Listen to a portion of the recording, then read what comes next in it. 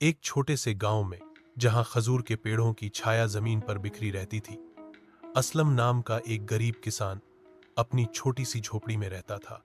वह दिन रात अपने खेत में मेहनत करता, अपनी फसल के लिए दुआ करता, लेकिन हर बार कोई न कोई मुश्किल आ जाती। कभी बारिश नहीं होती, कभी तेजाब की वजह से जमीन खराब हो जाती। गांव वाले उसे कहते, असलम, यह खेत छोड़ दो, यहां कुछ नहीं उगता, किसी और जगह जाकर मेहनत करो।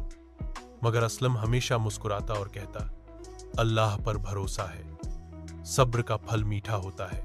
एक साल जब गांव में सूखा पड़ गया और पानी की कमी हो गई, असलम ने अपने खेत के एक छोटे से हिस्से में एक पौधा लगाया।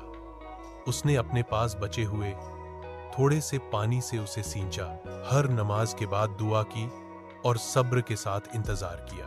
गांव वाले उसका मजाक उड़ाते, कहते, असलम, यह क्या पागलपन है, सूखे में पौधा कैसे उगता है।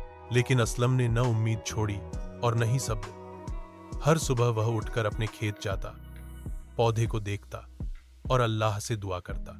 एक दिन जब मौसम बदला और थोड़ी सी बारिश हुई, असलम का पौधा धीरे धीरे बड़ा होने लगा। कुछ हफ्तों बाद उस पौधे ने फूल दिया और फिर उसके खेत में स्वस्थ फसल उगाई।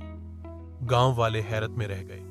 वो असलम के खेत में देखने आए और बोले, असलम, यह तो मौजज़ा है, तुम्हारा सब्र रंग लाया। असलम ने मुस्कुराते हुए जवाब दिया, यह अल्लाह की रहमत है, उसके फैसले में हमेशा हिकमत होती है। सब्र और दुआ से हर मुश्किल आसान हो जाती है।